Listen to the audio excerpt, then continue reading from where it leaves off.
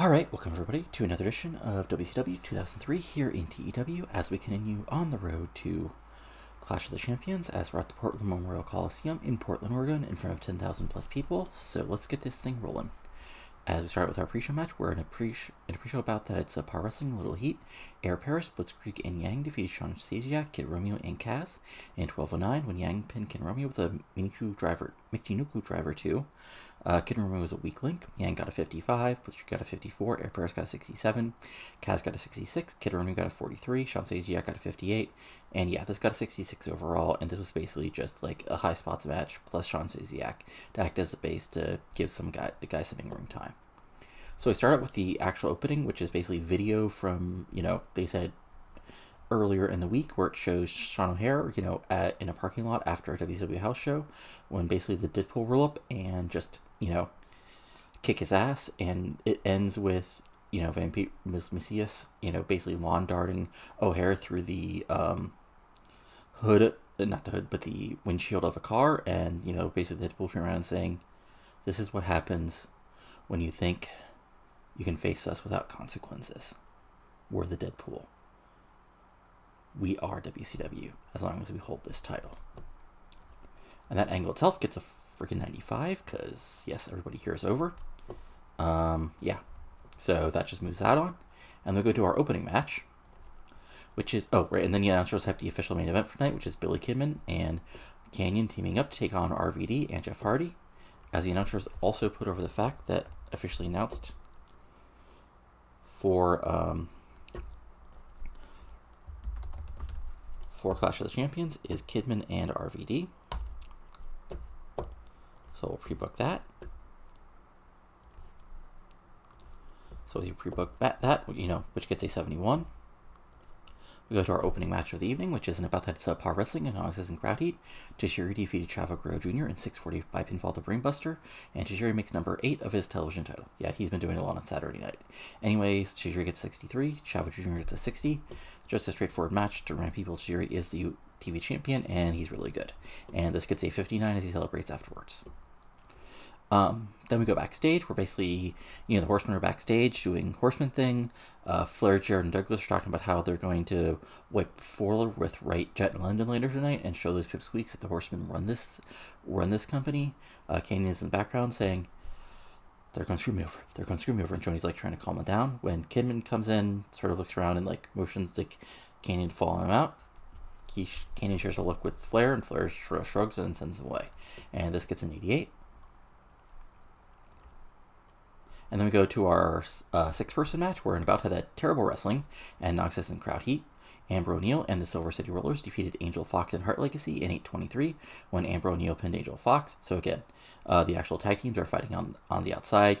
Sure, Teddy Hart and Jack Evans do something wacky and flippy on the outside. Meanwhile, Amber O'Neil is able to slip in, hit some sort of like her finisher or modified DDT or something, and get the big pinfall victory over the women's champion Angel Fox. So, in ring, Teddy Hart got a 52, Jack Evans got a 59, Angel Fox got a 51, Amber O'Neil got a 47, Cash got a 60, and Reno got a 57. And overall, like I said, the match got a 64. And then basically Amber O'Neil takes the women's title, like sort of presses it to herself, and then throws it at Angel Fox and then walks away, which gets a 56.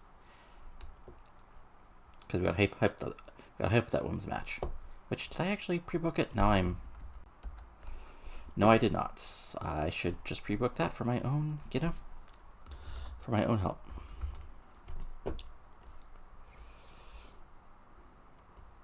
And pre-book that match. There we go.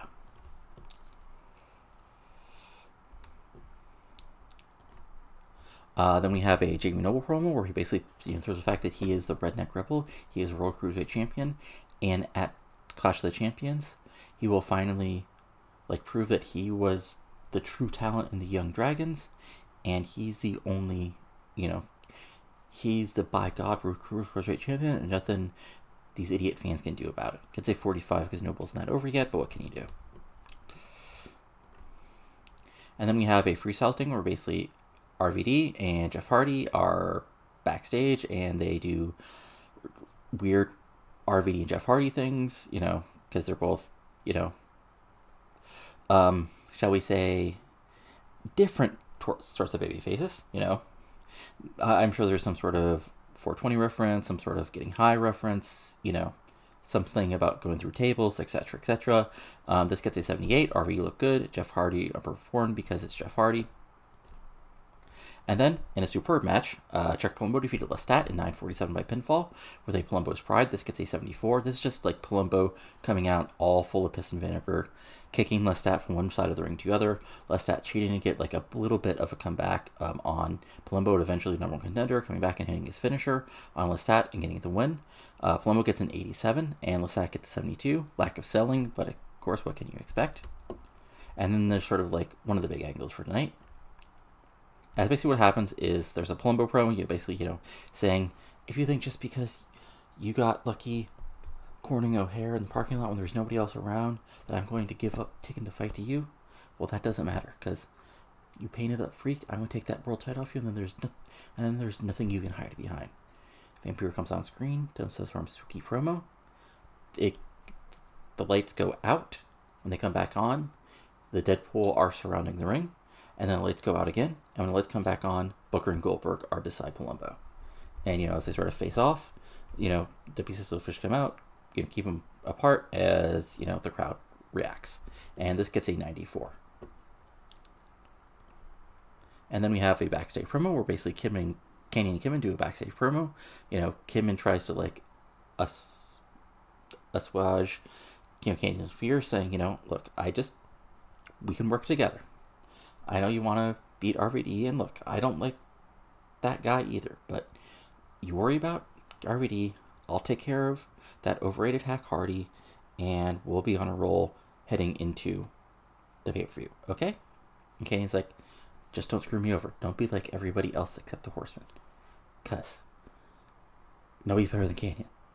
Kidman just sort of nods, looks over at April, and as they, both walk away. And this gets an 84. And then we have, in a About That Good Wrestling, a decent reaction from the crowd, Rey defeated Team Canada in 10:50 when AJ Styles pinned Mike Awesome with a Styles Clash. This gets a 75. Air Paris gets a 70. AJ Styles gets Air Paris gets a 70. AJ Styles gets an 80. Mike Awesome gets a 73. And Lance Storm gets a 78. So just, back and forth match, but Air Raid get the big win. And then after the match, Storm and Awesome argue, trying to explain, Awesome, basically just fighting over who actually deserves the blame for the loss. And this gets a 73. And then we have a Sting and Rey Jr. promo, which gets a 76, which is just a straightforward babyface promo, as they put over the fact that at Clash of the Champions, Helms doesn't have to defend his U.S. title again since he faced off against Rey Jr., but instead, at the Clash, old Eric Bischoff has agreed to a tag match where it's going to be Sting and Rey Jr. versus Gigantes and Shane Helms. And, Sting said something like, you may wonder why we're okay with having that 7 foot guy in the ring with us. Well, at least he's in the ring and he'll follow some sort of rules and just interfere in us whenever he wants. And plus, the bigger they are, the harder they fall. Rey Jr. knows that. I know that. We fought monsters before with a lot more behind him than Gigantes has. So, bring it on. Because at the Clash, what I do at Clash is, it'll be showtime. This gets a 76, fairly straightforward babyface promo. Then we have, in a good match, the four horsemen of Jarrett, Douglas, and Flair defeat Jett, London, and Wright in 12:58 when Douglas pins, it says with handful tights, but I assume Douglas pulls out his chain and gets the win. And this gets an 86, which honestly probably going to be better than main event, but what can you do? Book better, yes. That's the actual answer. But, stuff happens. What can you do? Anyways, Wright gets a 71. London gets a 64, Jett gets a 61, Flair gets a 78, Douglas gets an 82, and Jarrett gets an 87. And sort of, what we get as sort of pre-booking after this is we get officially, it's going to be Jeff Jarrett and Shane Douglas versus Jason Jett and Paul London at the pay-per-view in a tag match. And also, in a singles rematch, after, of course, Wright got the big win over him last month at the Bash, it'll be Wright versus Flair in a rematch.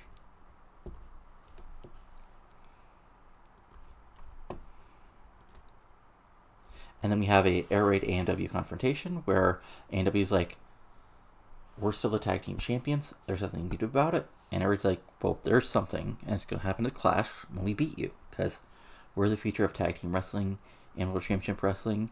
And you're just a team that's been on a bit of a hot streak. But, everybody eventually walks into a Styles Clash. And that officially makes the tag title match at the pay-per-view, which is going to be Air Raid versus AMW. Pre-book for the World Tag Team titles.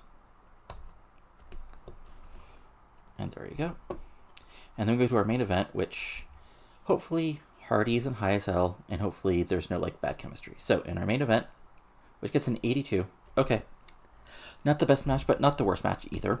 And it's about that it's super wrestling and great heat. Rob Van Dam and Jeff Hardy defeated Kanyon and Kidman in 14:51 when Jeff Hardy pinned Billy Kidman with a swanton bomb. Hardy was the weak link, but match got an 82, Kidman got an 89, Kanyon got a 93, Hardy got a 74, and RVD got a 90. So not the end of the world. And then we finish things out, and the match it got an 86 overall, which again, not our best show ever, but all things considered, a really good show. So let's see what Raw did, and then we'll go from there.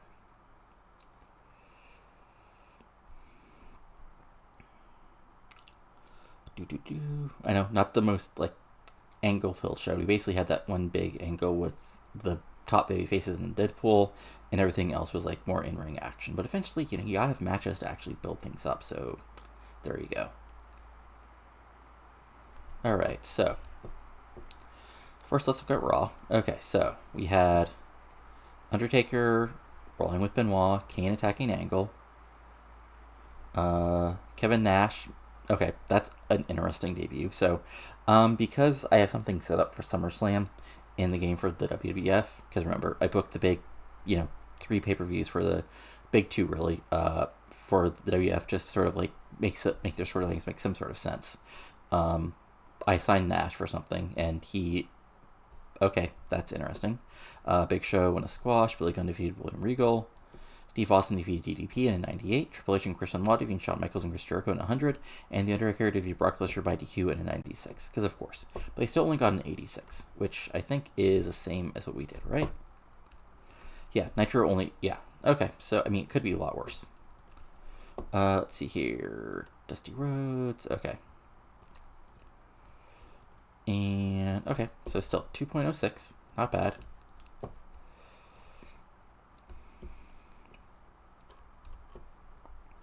If we look at our storylines, the Flair this is more larger Horseman things, up to an 82.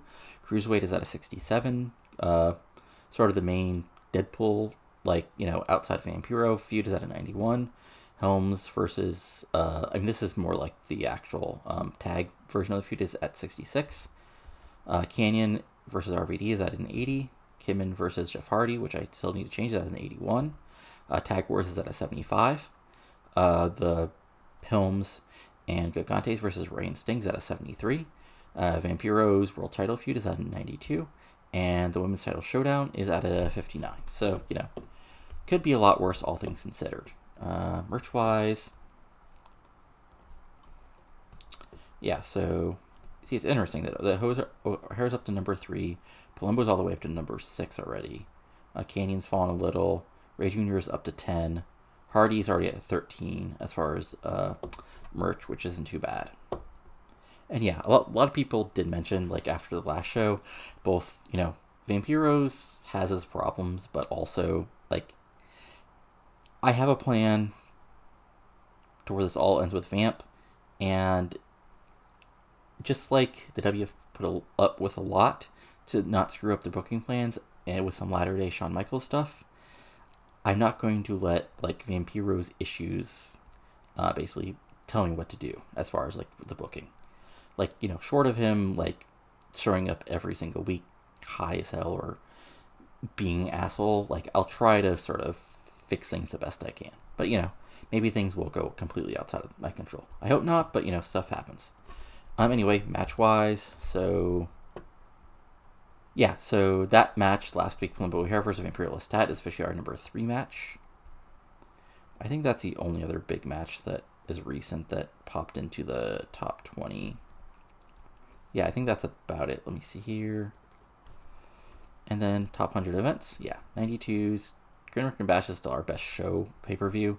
Bash at the Beach right behind it, and then a whole bunch of nitros. So, stuff happens. Then creative-wise, it's interesting that, we have four top babyfaces and then Kanyon. So who's not is RVD, Styles, Macias, Kanyon, and Helms, just sort of you'd expect. And only who's not is Joni Lawler, but that's just because, I'm not really using her outside of being Canyon's manager. Which, I probably should fix a little bit, but, stuff happens. Let's see here. I'm trying to think of... Oh, yeah. Medical-wise, again, Stacy and Tora are both away filming, which is interesting. Rotary Aminal is currently suspended. Johnny Ass is also suspended because they were both assholes. And Conan still has chronic lower back pain. Oh, and that's one other thing I wanted to show you guys. So, I haven't shown the last couple of Saturday nights, so I should go over that real quick. So Saturday night, back in July, we had Celine Cartier and Jordan Cole defeating Mercedes Martinez and Taylor Madison here on, one-night deals. Big Vito and Jonathan Toro talked. Shiri defeated Teddy Hart to retain the TV title. Jonathan Toro defeated Scott Taylor. Toro was aggressive about the match, so Vito came out. And then in the main event, Yang and Blitz defeated 3 count. Then the next week, we had Beth Phoenix defeating Mercedes Martinez. Mike Awesome defeating Yang. Awesome sending Yang through a table. Jonathan Toro defeating Vito Loragasso. And then Toro officially turned heel. And then the Hart Legacy defeated 3 count and Io Skipper and Kid Romeo in a 3-way. And then the last set of Saturday night tapings had Selena and Jordan going over Vanessa Harding and Mischief, 2 of my dev talents. Jonathan Toro defeating Fit Finley. Toro doing a beatdown. Jim Dragon Zaciak defeating Norm Smiley and Scott Taylor. And Tajiri defeating Road Warrior Animal to retain the TV title. And then we had Bischoff showing up announcing a 4x4 TV title shot on Nitro. Beth Phoenix defeating Mischief. Blitzkrieg defeating Evan Courageous. Toro and Elizabetta having a promo. And then Chavo Guerrero defeating Yang, Kaz, and Toro in the 4-way to determine who would get the title shot tonight. And of course, you saw Tajiri win the match. I actually had an idea to do an actual title change, but I thought better of it. Regardless, that's it. We're still on the road to Clash of the Champions. I hope you're enjoying things. Go and give it a like if you are. Comment below when you're not liking or not liking. And of course, subscribe to the channel for lots of TEW 2020 content, including this series, my Women's Wrestling Women's Revolution 2010 series, MLW Ruthless Aggression series, some Cornell-verse stuff, and WCW 1903 with no Eric Bischoff, and of course, other stuff that might come up. But that's all for now, so I'll talk to you later, and adios.